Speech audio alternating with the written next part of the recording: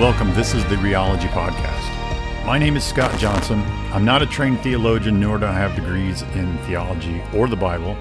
I'm just a regular guy who loves and follows God, but wanted to know if there was more than what I was experiencing in the world of church. This podcast is the collection of a journey to go much deeper in the realm of faith. Reology itself is the study of the do-over. It's founded on the philosophy and principle of stopping and thinking about why we're doing what we're doing, especially when it comes to what I know about God, Jesus, and ultimately what this all has to do with me.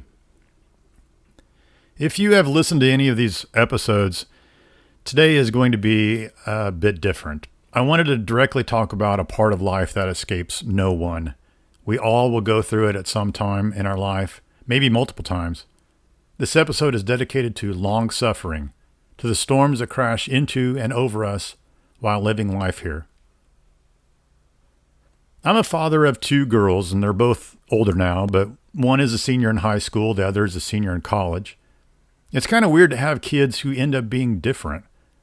I don't know why that's such a shock to us parents. I mean, every human being is different.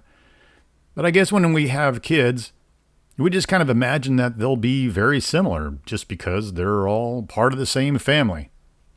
My girls are similar in certain ways, but they're also very different in most ways.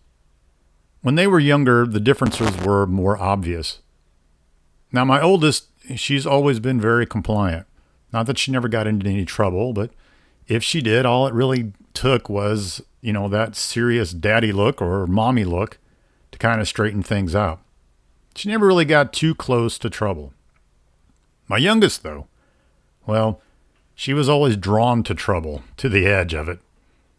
I had to keep a sharp lookout for her most time, and when she did get into trouble and when she was called to the carpet for it, her reaction was, interesting to say the least. If I had scolded her in any way, she would go to her mother crying and saying, "Daddy hurt my feelings." And my wife would ask, what happened? My youngest would then explain that when she had been caught doing the thing that she wasn't supposed to be doing, and after I had gotten on to her, that's when her feelings had been hurt. And we both kind of laughed at the idea that this kid didn't quite get it.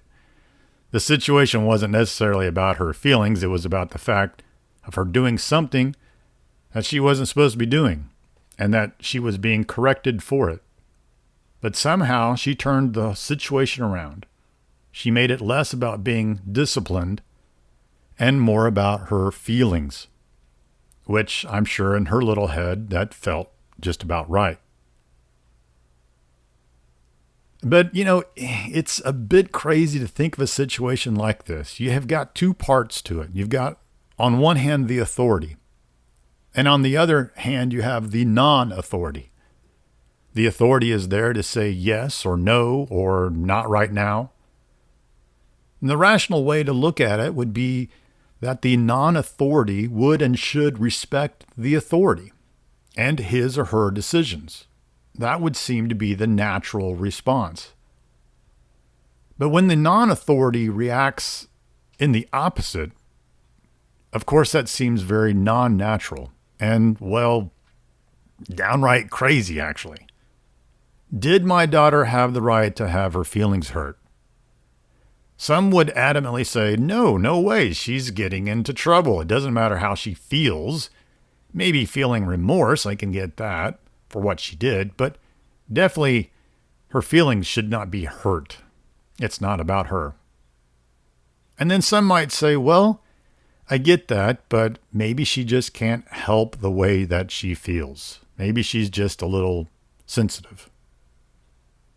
It's a weird situation, and a situation that leads me to question things like this when it comes to our relationship with God. He's the authority and we're the non-authority. When things in our lives maybe take a turn for the worse and we experience trouble or hard times, the question is it okay to be mad at God?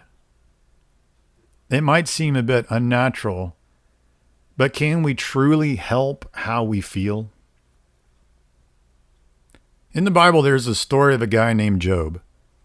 And I would guess that most people in our country would at the very least know who he is and probably know somewhat of his story, I would think. And I'm sure that this story probably may not bring a whole lot of comfort to those who are experiencing troubles. I mean, the story is kind of old. It's in the Bible, but it's in the Old Testament. I mean, it's thousands and thousands of years old. And I think that the overarching story, what's happened to Job here, might be a little bit hard to actually believe. It's not very believable. And we've got this guy. He's a good guy. And he has his whole family. He's got kids, his wife. He's got a livelihood. He's been very successful. There's a lot of animals and crops and that kind of stuff. And on the very same night, through some weird coincidences and situations, all of that is taken away. His children, who are having a party together, all die from a freak natural disaster. His crops are all gone. His livestock is all gone. I mean, literally in the same night, a servant comes in to tell him bad news, and right after that, another servant comes in to tell him bad news, and right after that, another servant comes in to tell him bad news. And all he has left is his wife.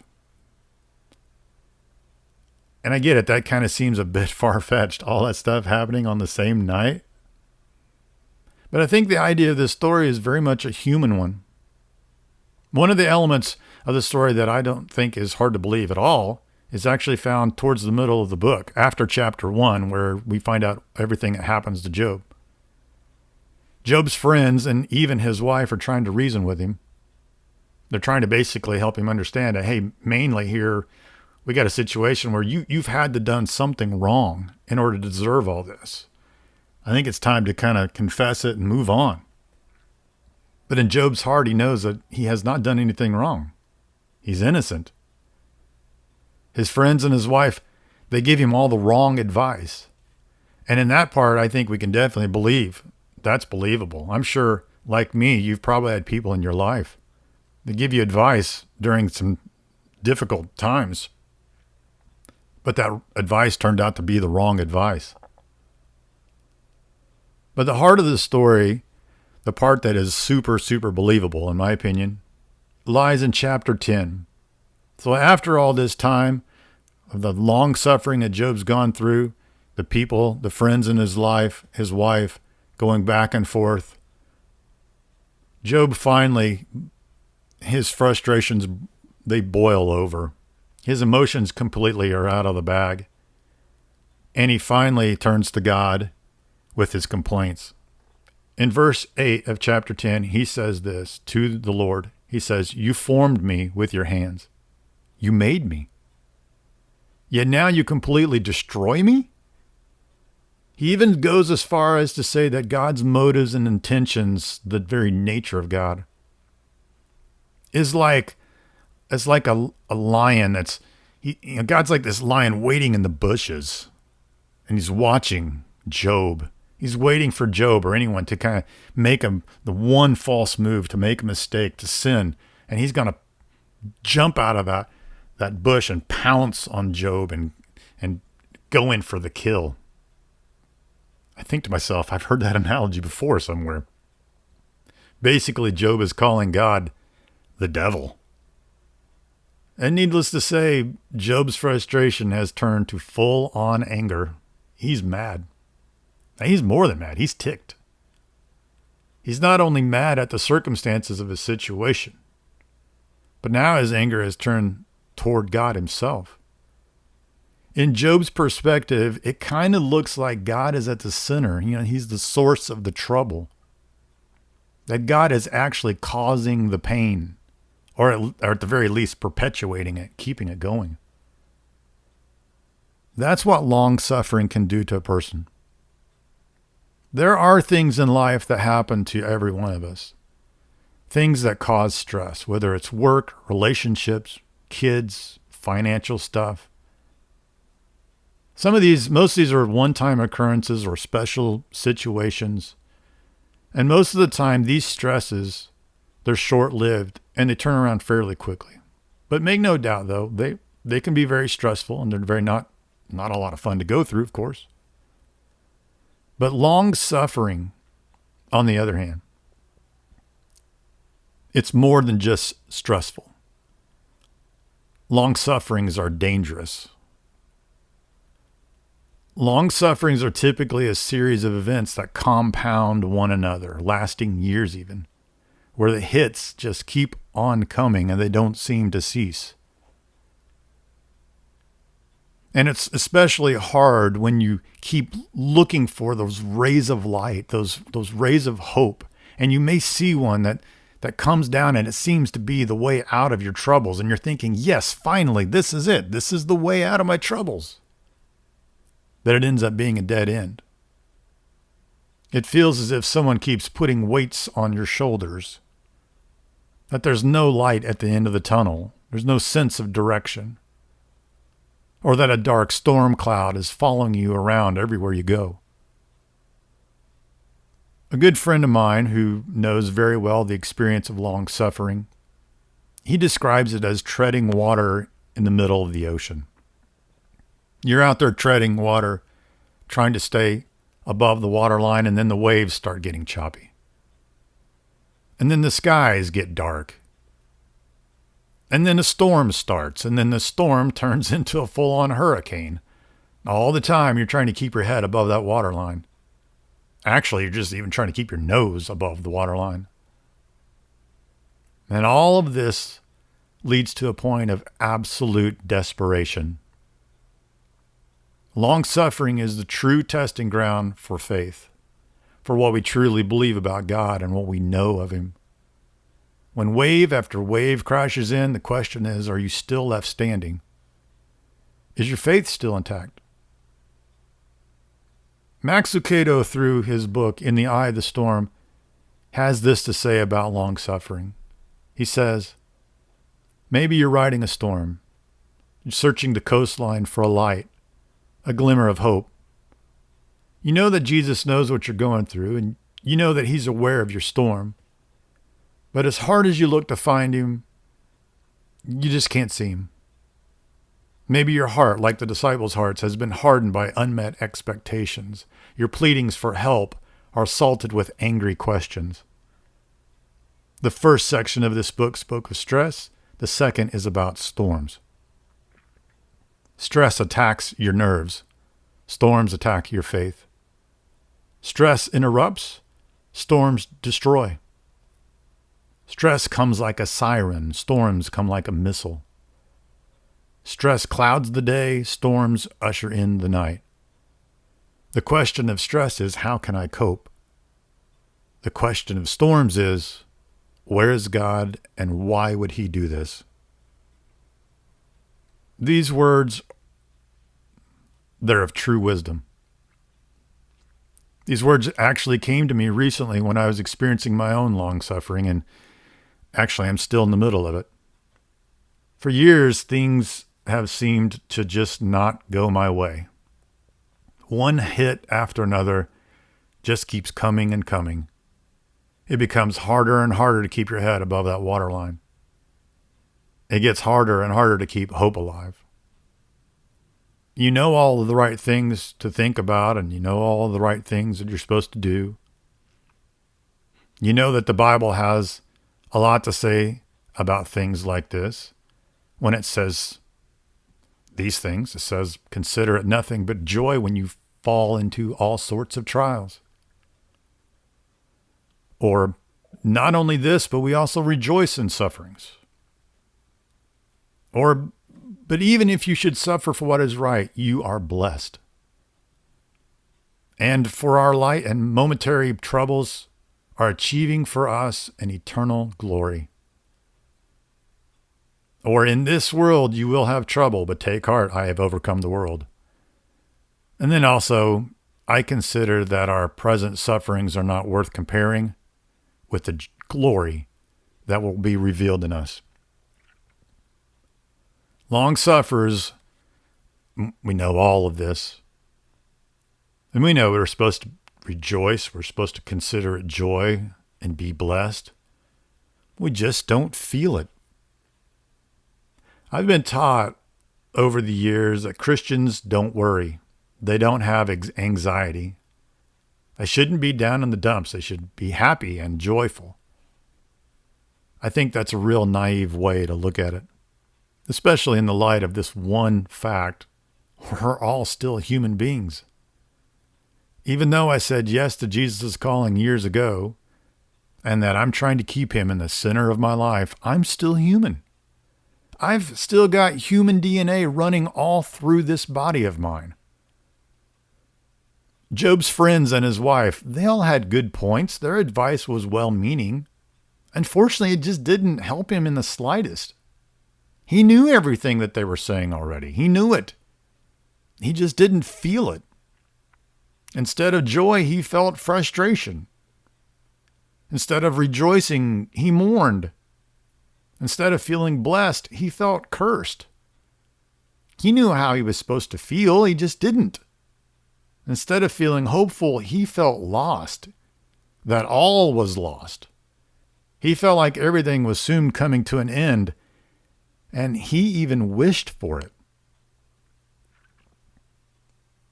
For the very first time in my life, I recently felt that my faith was under attack. A storm was seeking to destroy everything that had been the foundation of who I am for the last 35 years. My faith. Faith is that bond between you and someone else, that bond of knowing of someone in a much deeper and intimate way, like how you know your spouse, not just their favorite color or their favorite food, a much deeper knowing. And that only comes with time through the thick and thin. In this case, my knowing of God was under attack. In the midst of long suffering, yet another domino fell, and it was the straw that broke the camel's back for me. The window from which I have viewed God over the last 35 years was cracking and actually breaking right before my very eyes. It's not that he had changed, at all, but that my view of him had. And I had come to a point where I was thinking in my head, this might be over. Like the breaking point of a marriage. Is this heading in the point of divorce, in the direction of divorce? Could this be it? And Job had those very same thoughts. He was at the breaking point as well. And for him, it was over. He was done. Chapter 10 was his final goodbye letter to God. All of the long suffering he had experienced had finally come to this one point of his faith, of his knowing who God is and how he does what he does. It came under a full-on attack, a storm that came to destroy. For people like Job, who experienced long suffering, all of the nice Christian phrases, popular sayings, and even scriptures, I hate to say, are just not much help when you're in the middle of the storm. The human side of us screams out for it to stop. When you think of some of the most popular sayings in modern Christianity referring to difficult times and those producing good results, you can probably quickly think of silver and iron. The silver example coming out of Proverbs refers to the process of purifying silver. Basically, you heat the crap out of silver. You get it so hot that the dross, or the impurities in the silver, they separate themselves from the pure silver. That equals purification. The other example, iron, again from Proverbs, refers to two pieces of iron blades forcefully being scraped against one another over and over and over, so that eventually they both grind down the dull places on each other, sharpening each other. That's the result. We tend to focus on the outcome rather than the process. Yes, you're going through something tough, but hey, hang in there. You'll be a better person in the end. The ending is the goal, the positive outcome. But the process is completely glanced over. For me, I'm thinking to myself, am I even going to make it to the end? Have you ever been heated up to the point where impurities come dripping out of you? I think the closest thing we have as humans is a sauna. Its normal temperature is around 160 degrees Fahrenheit. And we only sit in there about 5 or 6 minutes to try to pull out some impurities in our sweat or body or whatever. How about taking that sauna and heating it up almost 10 times? And you've got the temperature to purify silver. That doesn't sound very refreshing to me.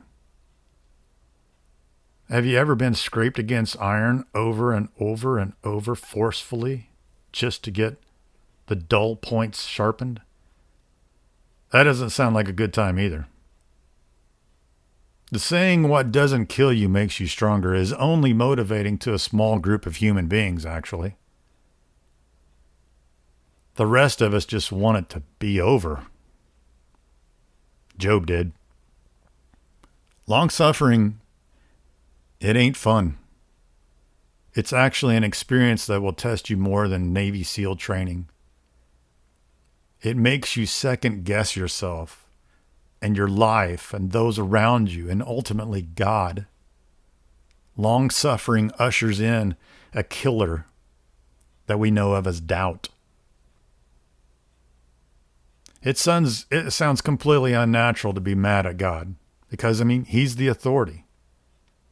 When our view of God, of Him being loving and good, starts to break because we're suffering and we feel alone, I'm guessing it's probably only natural for our part as human beings to get frustrated, right?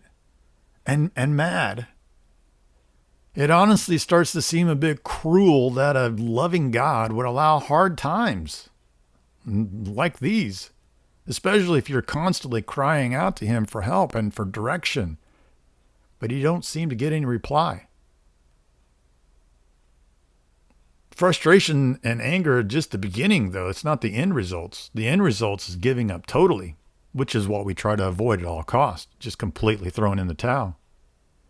We're just trying desperately to hold on somehow, to continue to keep our noses above the waterline as much as possible.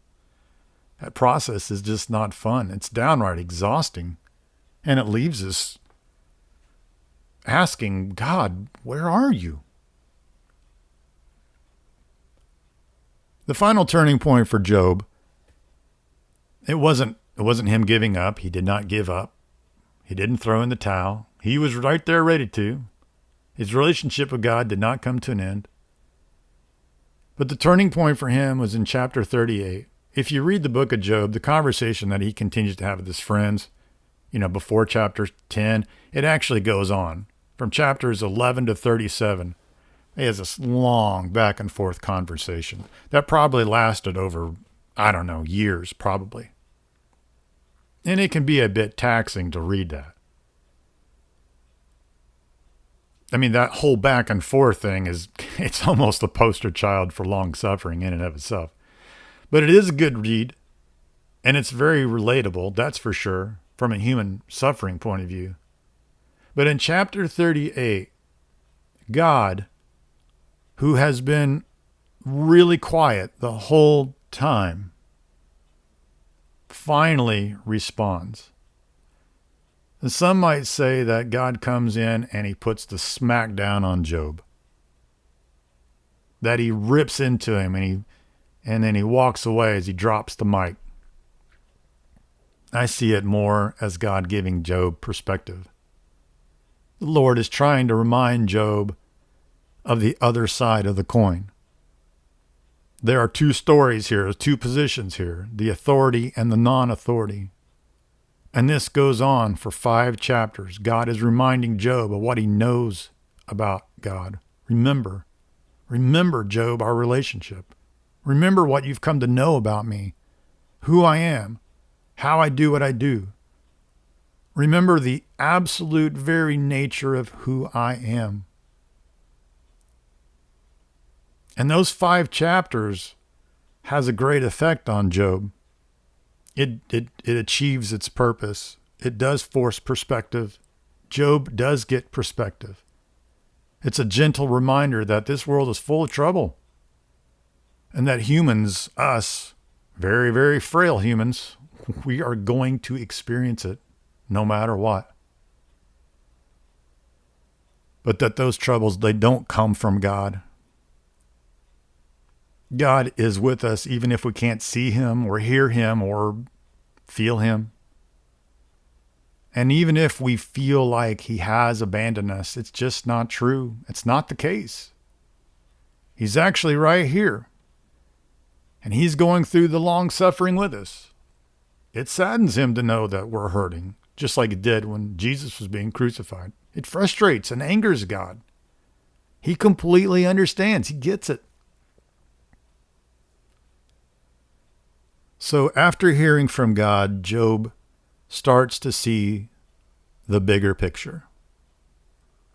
His relationship with God goes even deeper.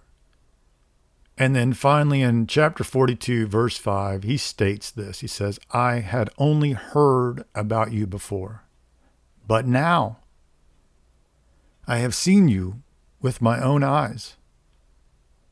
That statement is a revelation statement. Job is saying that he thought he really knew God intimately before, but now his faith, his knowing of God has been taken to the next level. And that's what all this is really about anyway. Our experience of living life on this planet is really all about getting to know God and getting to know him on a deeper and daily level. That's what going through long suffering with him achieves. A deeper knowing of God. And then in turn of ourselves. You know, I'm hoping that God understands my frustration and anger. I really do. Seeing as he's the expert in human beings and he's in the people business, I'm really hoping he understands. I believe he's big enough to handle it. In fact, I'm sure that he is completely okay with me being mad, even if it's directed in his direction. That was kind of the point of sending Jesus, wasn't it? So that we have a God that really does get it. He completely understands what living life as a human on this planet is like. The Apostle Paul, the one who wrote the scripture that I quoted earlier, the one considering it nothing but joy when you fall into all sorts of trials. Well, he wrote in Romans, especially chapters 7 and 8, all about our sinful nature, that our human DNA wants to control our lives.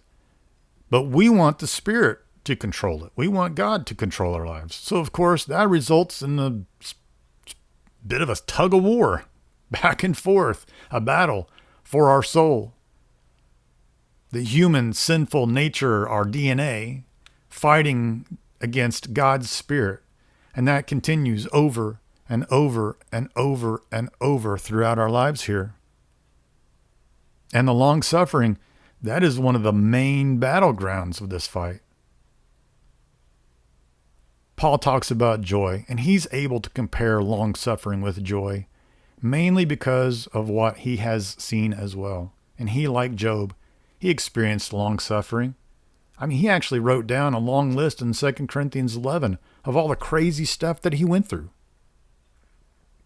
None of it sounds like it was a party, that's for sure. I'm sure he was frustrated and possibly even got mad. I mean, he is human. But each time he reached the other side of his troubles, when he came out alive on the other side, still hanging on to God, he could look back and realize that those times brought him closer and closer with the Lord. Those hard times continued to deepen his relationship with the Creator of the universe, and his feelings of frustration and anger, they eventually turned into joy. He could say, like Job, I have seen you with my own eyes. These victories over troubles were the direct result of who was at the very foundation of his life. When you read about foundations in Matthew 7 and Jesus is talking about sand and rock foundations to build your life upon, going through the long suffering kind of rewrites that script. You have a greater understanding and appreciation of this illustration Jesus is trying to make. If you, listening to this today, are experiencing long suffering, and if you're still going through a storm right now, a storm that is out to destroy you, like me, I want to first of all say this, that yes, it sucks. It sucks and it's exhausting. And I get it. I'm right there with you. I'm ready to be on the other side of this thing. I'm sure you are too. So be frustrated and be mad. It's okay. But I would also like to encourage you to just hang on. Even when it feels like your relationship with God is heading toward a divorce, just hang on. Find some way to hang on. God has not left you. He has not deserted you. He's actually right there, even if you don't feel it. Hold on. Hold on to what you've come to know about God. This is the definition of faith, what you know to be true of him. Hold on to what is true, not what it feels like, because they're very rarely the same thing. And also one word of advice as well, in the midst of all this, don't panic. I've come to find throughout difficult times in my life that making a decision in the midst of desperation is almost always the wrong decision. That's probably why the saying, sleep on it, is so true. Take some time to be mad. It's okay. Just don't dwell there. Find someone you can talk to. Trust me, you're not alone. You're not the only person who feels this way or has ever felt this way. Find someone who gets it, who you can share your struggles with, someone who can at the very least just listen. When that happens, it feels like a weight has been lifted off your shoulders just by talking to someone. And last thing, don't lose hope. Just hang on. On the Reology website, reologylife.com, there's a page called What's Next. That page has resources on it, and I've put some on there for going through the long suffering, some books, articles, blogs, videos, etc. I hope that you can find something that gives you courage to continue to face the storm. Hang on, and don't worry about being mad at God. He's big enough to take it. He loves you, and he's working around you and in you to bring your life full circle. He is not out to get you, although it may seem that way at times. He's actually in the background of your life, paving a path toward joy.